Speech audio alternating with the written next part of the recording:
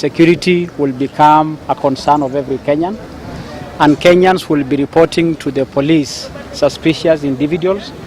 The Cabinet Secretary's sentiments comes in the wake of the recent terror attacks against Westgate Mall in Nairobi, where 67 people lost their lives.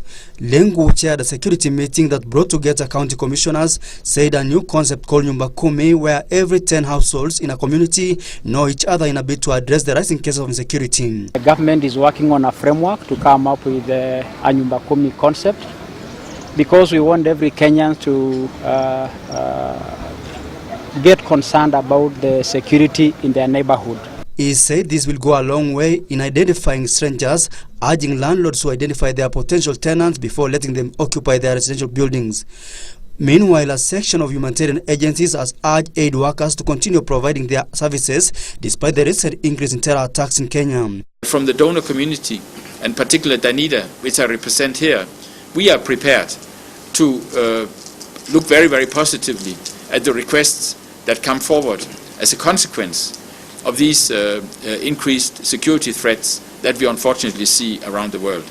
We have already been financing risk management within the UN, where we work closely. The non-governmental organization said there is need to protect humanitarian workers because some of them find themselves in areas and situations that are unpredictable. We would say it's highly a little bit escalated, and of course one of the reasons is because Kenya is bordering Somalia, of which we have issues there, and what was highlighted in terms of what just took place at Westgate Shopping Mall. They call on Kenyans to be actively involved in matter security instead of relying only on security officers.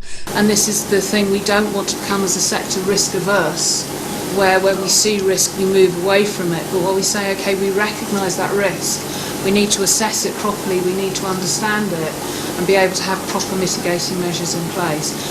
Representatives of the organizations, among them diplomats, were speaking during a global conference on risk management at a Nairobi hotel.